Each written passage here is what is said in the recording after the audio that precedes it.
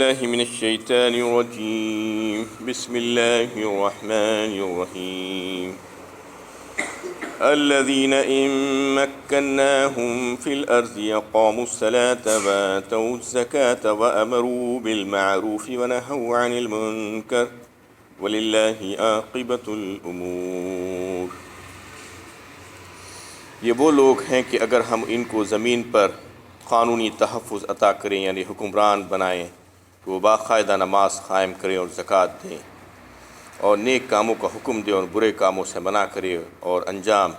اللہ کے ہاتھ میں ہیں۔ یہ سورہ حج کی 41ویں آیت ہے۔ اس میں ان حضرات کا تذکرہ کیا جا رہا ہے جو اس سے پہلے کی آیت میں جس کا ذکر آیا تھا،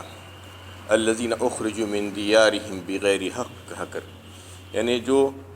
مکے سے ہجرت پر مجبور کر دیے گئے تھے، جو حضرات مہاجرین صحابہ کرام، جن کو ان کے گھروں سے نکال دیا گیا تھا بلا وجہ، کہ صرف اس وجہ سے کہ انہوں نے کہا تھا کہ ہمارا رب اللہ ہے، اور انہوں نے اسلام کو قبول کیا تھا، یہی ان کا جرم تھا۔ ان کا تذکرہ اس میں اللہ تعالیٰ فرما رہے ہیں کہ یہ ایسے لوگ ہیں کہ اگر ان کو ہم زمین میں تمکنت بخشیں اور اقتدار اور سلطنت عطا کریں، حکمران بنا دیں ان کو، تو یہ تو اپنی ساری توانائیاں ان کاموں میں خرچ کریں گے۔ اقاموا الصلاۃ وآتوا الزکاۃ وامروا بالمعروف ونہوا عن المنکر، یعنی نماز کو قائم کرنے میں اور زکوٰۃ کے نظام کو قائم کرنے میں اور نیکیوں کے کام کا حکم اور برائیوں سے منع کرنے میں اپنی ساری توانائیوں کو، اپنے سارے اقتدار کو خرچ کریں گے۔ اور یہ اصل میں آیت اس وقت نازل ہوئی جب مدینہ پہنچنے کے فوراً بعد کی آیت ہے یہ، اور اس میں ایک طریقے سے پیشین گوئی ہے، خبر ہے اللہ کی طرف سے کہ جب ہم ان کو یہ عطا کریں گے حکومت اور سلطنت اور اقتدار، تو پھر یہ کام کریں گے۔ اس کا تذکرہ اللہ تعالیٰ فرما رہے ہیں۔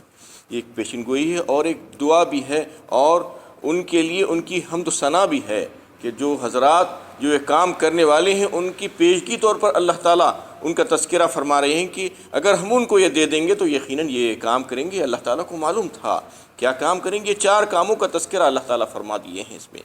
اقامت الصلاۃ اور بیت المال کے ذریعے سے زکوٰۃ کا نظام قائم کرنا، اور امر بالمعروف اور نہی عن المنکر کو قائم کر دینا، نیکیوں کے کام کا حکم دینا اور برائیوں سے روکنے کا کام کرنا۔ یہ 4 انتہائی اہم کام تھے۔ اصل میں دیکھا گیا تو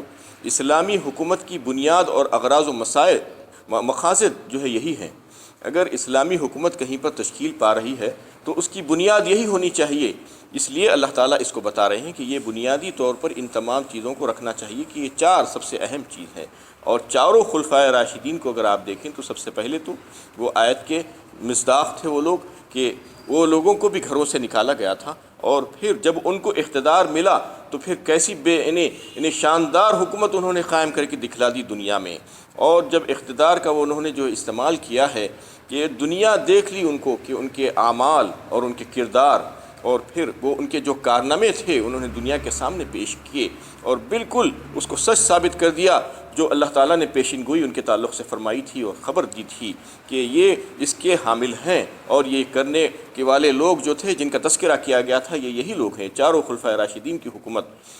کو اگر آپ جو ہے اسٹڈی کریں تو پتہ چلے گا کہ واقعی میں انہوں نے یہی کام کیا تھا، اور پھر یہ دکھلا کر یہ ایک مثال کے طور پر پیش کیا گیا ہے۔ یہ اصل میں تو یہ شان نزول کے اعتبار سے وہ حضرات اس کے مصداق تھے، ان کے تعلق سے یہ بیان ہوا تھا، لیکن حکم عام ہے، کیونکہ قرآن کے جو بھی آیتیں آپ کو احکامات ملیں گے وہ سب کے سب عام حکم اس میں ایک رہے گا۔ آپ کو شان نزول کے اعتبار سے ایک بات رہے گی اور ایک عام حکم رہے گا سارے لوگوں کے لیے۔ تو اس میں سارے لوگوں کے لیے ایک پیغام ہے اور خبر ہے کہ دیکھو جن کو ہم ایسی حکومتیں اقتدار اور سلطنت دیں گے تو ان کو یہی کام کرنا ہوگا جیسا کہ خلفائے راشدین نے کر کے دکھلا دیا تھا۔ کیونکہ خلفائے راشدین کس کے ہاتھ پر تیار ہوئے تھے؟ اللہ کے نبی صلی اللہ علیہ وسلم نے ان کو تیار کیا تھا، ان کی ٹریننگ جو ہوئی تھی نبی صلی اللہ علیہ وسلم کے ہاتھوں پر۔ تو یقیناً وہ ایسے ہی کام کریں گے جو اللہ تعالیٰ کو پسند ہے، جو اللہ تعالیٰ کو راضی کرنے والے، ان کو خوش کرنے والے کام تھے۔ تو یہ مثال کے طور پر دے کر بتا دیا گیا کہ یہ جو کام کیے اور کرنے والے ہیں، یہی کام تم سب لوگ بھی کرنا۔ سارے مسلمانوں سے یہ یعنی درخواست کی گئی ہے اور حکم دیا گیا ہے ان کو کہ یہ جب تم کو اقتدار ملے گا تو تم بھی ایسے ہی کام کرنا، یعنی چاہے اقتدار کسی بھی قسم کا ہو، جیسا کہ اس سے پہلے تو بادشاہت اور سلطنت عطا کی جاتی تھی اللہ تعالیٰ کی طرف سے، لیکن آج تو جو دوسرا نظام قائم ہو گیا ہے، جو ڈیموکریسی ہے، جو جمہوریت کا جو نظام ہے، اس میں بانٹا جاتا ہے، تقسیم کیا جاتا ہے اقتدار کو اور اختیارات کو، تو چاہے وہ ملکی سطح کا ہو، چاہے وہ ریاستی سطح کا ہو، چاہے وہ مقامی سطح کا ہو، چاہے کوئی ادارے کا نگران ہو اور ذمہ دار ہو، چاہے کوئی ادارے کا ممبر ہو، جیسا کہ ممبر آف پارلیمنٹ ہوتے ہیں، ممبر آف اسمبلی کے ممبرس ہوتے ہیں، ایم ایل ایز ہوتے ہیں، یا اور کوئی دوسرے ادارے ہوتے ہیں اس کے ممبرز ہوتے ہیں، یعنی کسی بھی قسم کا اقتدار ہو اور اختیارات ہو، جو اللہ تعالیٰ جن کو عطا فرمائیں گے تو پھر ان کو یہی کام کرنا ہوگا اپنی اپنی سطح پر۔ ان کے نیچے جو ان کے ماتحتین ہوں گے اور ان کے پاس جو لوگ ہوں گے ان کے اطراف و اکناف میں، ان کے تعلق سے ان کو یہ بات سوچنی ہوگی، یہی نظام کو قائم کرنا ہوگا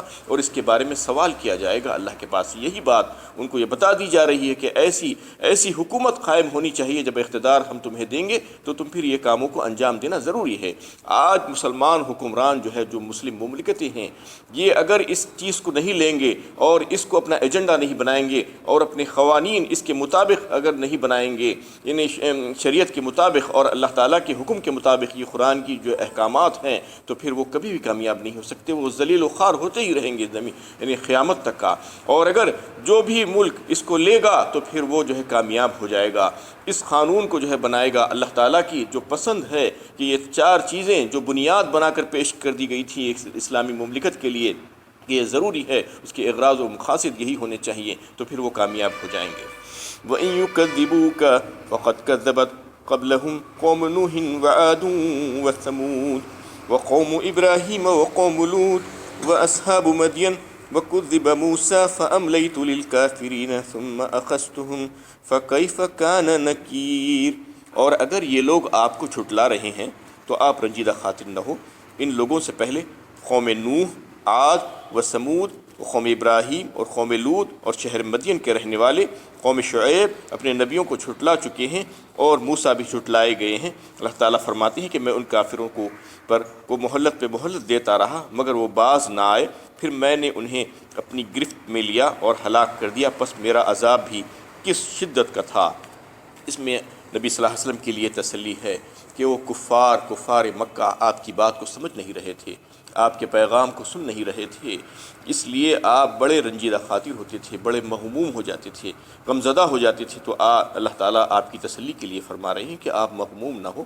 آپ کی تسلی کے لیے ہم یہ بات کہہ رہے ہیں کہ یہ کوئی نئی بات نہیں ہے کہ آپ کو ستایا جا رہا ہے، آپ کی تکذیب کی جا رہی ہے، بلکہ شروع سے یہی ہوتا آیا ہے۔ پچھلی امتوں نے بھی یہی کیا اپنے نبیوں کے ساتھ، اس کا تذکرہ نام سے اللہ تعالیٰ نے کیا کہ جھٹلائے گئے ہیں۔ قوم نوح علیہ السلام اور عاد کی قوم نے ان کو جھٹلایا، ان کے نبیوں کو، سمود وہ جو ہے جھٹلائے، اور پھر قوم ابراہیم انہوں نے جھٹلایا اپنے نبی کو ابراہیم علیہ السلام کو، قوم لوط انہوں نے بھی جو ہے ان کے ساتھ ان کی تکذیب کی، اور اصحاب مدین اور موسیٰ علیہ السلام کا تذکرہ اس میں آیا ہے کہ موسیٰ علیہ السلام کو انہوں نے جھوٹا قرار دیا۔ یہ تمام نبیوں کے ساتھ یہی معاملہ ہوتا آیا ہے، لہٰذا آپ صبر کریں، آپ غم نہ کریں ان لوگوں کا۔ فَأَمْلَيْتُ لِلْكَافِرِينَ، ان کو ہم مہلت دے رہے ہیں، یہ مہلت دینے کا ایک رواج ہے اور ایک نظام ہے ہمارے پاس، اور ان کو مہلت ہی مہلت مل رہی ہے۔ ثُمَّ أَخَذْتُهُمْ، پھر ہم انہیں اپنی گرفت میں جب لیں گے تو پھر اس وقت مہلت ختم ہو جائے گی، پھر انہیں کچھ کرنے کا موقع نہیں ملے گا۔ فَكَيْفَ كَانَ نَكِيرِ، یعنی عذاب بھی کس شدت کا ہم ان کو دیں گے، ان کو اس وقت پتہ چلے گا۔ اور جو ہے اس کا تذکرہ آگے کی آیت میں آ رہا ہے، فَكَأَيٍّ مِّن قَرْيَةٍ أَهْلَكْنَاهَا وَهِيَ ظَالِمَةٌ فَهِيَ خَاوِيَةٌ عَلَىٰ عُرُوشِهَا وَبِئْرٍ مُّعَطَّلَةٍ وَقَصْرٍ مَّشِيدٍ۔ کتنی ہی ایسی بستیاں تھیں جنہیں ہم نے تباہ و تاراش کر دیا، ان میں بسنے والی قومیں ظالم تھی، اب وہ ویران حالت میں اپنی چھتوں پر گری پڑی ہے، اور کتنی ہی کنویں بیکار پڑے ہیں، اور کتنے ہی عالیشان محل کھنڈر میں تبدیل ہو گئے ہیں جہاں کوئی رہنے بسنے والا نہیں ہے۔ اس میں اللہ تعالیٰ اپنے عذاب کا تذکرہ کر رہے ہیں کہ جب ہماری پکڑ آئی، مہلت عمر ختم ہوئی، تو پھر ہم نے انہیں کیسا پکڑ کر انہیں ہلاک و برباد کر دیا، ان کو نیست و نابود کر دیا، انہیں صفحۂ ہستی سے مٹا ڈالا، انہیں تہ بالا کر دیا کہ کوئی وہاں پر ان کا نام لیوا نظر نہیں آ رہا ہے۔ اور دیکھو کیسا ہم ہم نے ان کو ہلاک کیا، وہ ظالموں کو، یعنی ان کے بستیوں کی طرف نظر ڈال کر دیکھو کیسے وہ ویران پڑی ہوئی ہیں اور اپنی چھتوں پر گری ہوئی ہیں، وبیر معطلہ، اور کتنے ہی کنویں بیکار پڑے ہوئے ہیں جو اس وقت آباد تھے ان کے وقت، اور پھر وقصر مشید کہا، کیسے کیسے عالیشان محل اور قلعے آج کھنڈر میں تبدیل ہو چکے ہیں۔ دیکھو تو صحیح ان کی طرف نظر ڈال کر کہ کیا حال ہوا ان کا جھٹلانے کا۔ اور آج بھی ہم کو جو ہے یہ عبرت اور نصیحت حاصل کرنے کے موقع ملتے رہتے ہیں۔ عام طور پر ہم جب کہیں سے ہمارا گزر ہوتا ہے اور دیکھتے ہیں کہ ویران کھنڈر پڑے ہوئے ہیں، یعنی ایسے پرانے پرانے قلعے ہیں اور محلات ہیں، ان کو دیکھ کر جو ہے اندازہ کرنا چاہیے ایک لمحے کے لیے کھڑے ہو کر کہ اس میں رہنے بسنے والے اس کی مکین کیسے لوگ تھے، کیسی شان اور دبدبے والے تھے ایک وقت، کیسا ان کا جو ہے زور چلتا تھا، کیسا اقتدار اللہ تعالیٰ نے ان کو دے کر رکھا تھا، لیکن انہوں نے اس کا صحیح استعمال نہیں کیا، اور پھر آج ویران پڑے ہوئے ہیں، آج اجاڑ دیے گئے ہیں وہ، کیونکہ عام طور پر یہی ہوتا ہے کہ جب اللہ تعالیٰ اقتدار دیتے ہیں، حکومت و سلطنت دیتے ہیں، تو لوگ بے پرواہ ہو جاتے ہیں اور بے نیاز ہو جاتے ہیں اللہ سے بھی، اور یہ سمجھنے لگتے ہیں کہ بس جو چاہے کر لو، اب کوئی پوچھنے والا نہیں ہے، اور غفلت سے دوچار ہو جاتے ہیں، ایسے ایسے نشانیاں بنانے کی طرف لگ جاتے ہیں، اور ایسے ایسے کام کرتے ہیں عیش و عشرت کے کہ بس دنیا ہی دنیا ان کے پیش نظر ہوتی ہے، جبکہ بتایا گیا ہے کہ دنیا یہ تو جو ہے گزرگاہ ہے، اس کو سب کچھ نہیں سمجھنا، اس سے زیادہ دل نہیں لگانا، یہاں پر رہ کر اپنے رب کو راضی کرنے کی کوشش میں لگے رہنا، ان کو خوش کرنے کی کوشش میں لگے رہنا، کیونکہ دوبارہ زندگی ملنے والی نہیں ہے، یہی ایک زندگی ہے جس میں اپنے رب کو راضی کرنا ہے، اور اگر غفلت میں پڑ گئے، جو مہلت میں عمر مل رہی ہے وہ عمر سے استفادہ نہیں کیا، اپنے رب کو راضی نہیں کیا، اپنی اصلاح نہیں کی، تو پھر وہ بیوقوف ترین لوگ ہیں جو آج جو ہے آپ کے سامنے نظر آتے ہیں، جو بڑے بڑے محلات جو ویران پڑے ہوئے ہیں، جو قلعے ویران پڑے ہوئے ہیں، ان میں کیسے کیسے لوگ بستے تھے، کیسی قوت اور طاقت، کیسا اقتدار اور سلطنت اور حکومت اللہ تعالیٰ نے ان کو عطا کیا تھا، اس کے باوجود انہوں نے اس کا غلط استعمال کیا، تو آج ان کے نام لیوا کوئی نہیں ہے، وہ اجاڑ دیے گئے ہیں، ویران پڑے ہوئے ہیں۔ اکثریت ان میں سے جو بادشاہان اور شاہان سلطنت ہوتے تھے، ان کی اکثریت ایسی ہوتی تھی، بہت کم ایسے ہوتے تھے جنہوں نے اللہ کو راضی کرنے کی کوشش کی، اکثریت تو اپنی عیش و عشرت ہی میں رہی۔ تو ان کا تذکرہ یہاں پر آ رہا ہے کہ دیکھو اس قسم کے جو بھی لوگ ہیں جنہوں نے اپنے اوپر ظلم کیا ہے اور اللہ کے پیغام کو نہیں تسلیم کیا، نبیوں کی باتوں کی تکذیب کی، تو ان کا حال یہی ہوا۔ افلم یسیروا فی الارض فتکون لهم قلوب یعقلون بها او آذان یسمعون بها فانها لا تعمى الابصار ولكن تعمى القلوب التي في الصدور۔ کیا یہ لوگ زمین میں چلتے پھرتے نہیں کہ ان تباہیوں کو دیکھ نہیں رہے ہیں، ان تباہ شدہ بستیوں پر ان کا گزر نہیں ہو رہا ہے، جس سے ان کے دل ایسے ہو جائیں کہ حالات کو سمجھنے لگے، یا ان کے کان ایسے ہو جائیں کہ ان سے سننے لگے۔ واقعہ یہ ہے کہ ان تباہ شدہ بستیوں کو دیکھ کر بھی جو لوگ عبرت نہیں لیتے، ان کی آنکھیں تو اندھی نہیں ہوتی، لیکن دل جو سینوں میں ہیں انکار حق کی وجہ سے اندھے ہو جایا کرتے ہیں، سوچنے سمجھنے کی صلاحیت ان کے پاس سے ختم ہو جاتی ہے۔ اس میں اللہ تعالیٰ پھر سے مقرر کہہ رہے ہیں کہ دیکھو زمین میں چلو پھرو اور سفر کرو تو معلوم ہوگا کہ کیسے کیسے لوگ دنیا میں بسے ہیں، اور ماضی کے کیسے حالات پیش آئے ہیں، کیسے لوگوں کو ہم نے اقتدار سے بخشا تھا، اختیارات ان کو عطا کیے تھے، اس پر انہوں نے کیسا اس کا غلط اور ناجائز استعمال کیا، اس کے بعد وہ کیسے تباہ و تاراج ہو گئے۔ یہ ماضی کی مثالیں اور یہ حالات کو دیکھنے، مشاہدہ کرنے کے لیے زمین میں سفر کرو اور چلو اور پھرو، یہ عبرت اور نصیحت کے موقع ہوتے ہیں، یعنی صرف سفر کر کے کوئی عیش و عشرت کرنا مقصود نہیں، بلکہ سفر ایسا کرنا چاہیے کہ وہاں کے حالات کا جائزہ لینا اور مشاہدہ کرنا، چلتے پھرتے دیکھتے رہنا کہ کہاں پر کیا حالات پیش آئے تھے، اور عبرت اور نصیحت حاصل کرنا اس سے۔ بتا رہے ہیں کہ یہ وہی لوگ ہو سکتے ہیں عبرت حاصل کرنے والے جو واقعی میں جو ہے اپنی آنکھیں اور کان کھلے رکھتے ہیں اور اپنے دل کو جو ہے سمجھنے کی صلاحیت جو اللہ تعالیٰ نے دی ہے اس کو صحیح استعمال کرتے ہیں۔ لیکن بہت سے لوگ اس میں ایسے ہیں جن کے پاس آنکھیں اور کان ہیں، وہ دیکھ تو رہے ہیں اور سن تو رہے ہیں بظاہر، لیکن جو دل ہے ان کا وہ اس میں بصیرت نہیں ہے۔ بصارت تو ہے آنکھوں میں لیکن دل میں بصیرت نہیں ہے۔ بصیرت اگر آ جائے گی تو سمجھ آ جائے گی، یعنی اللہ کی توحید ان کو سمجھ میں آ جائے گی اور آخرت کے یقین ان کے دل میں آ جائے گا، اور اسی کے مطابق وہ تیاری کریں گے۔ یہ بصیرت سے محروم لوگ ہیں، ان کے دل اندھے ہیں۔ اللہ تعالیٰ فرما رہے ہیں فَإِنَّهَا لَا تَعْمَى الْأَبْصَارُ، آنکھیں تو ہیں ان کے پاس، دکھ رہا ہے انہیں، لیکن دل میں بات سمجھ میں نہیں آ رہی۔ یعنی انسان کا جو دل ہے وہ اصل محل ہے عقل کا۔ اصل میں دیکھا جائے تو دماغ جو ہے وہ تو فیصلے کرتا ہے، دل میں خیالات پیدا ہوتے ہیں، اور یعنی دل میں جو ہے خیالات پیدا ہو کر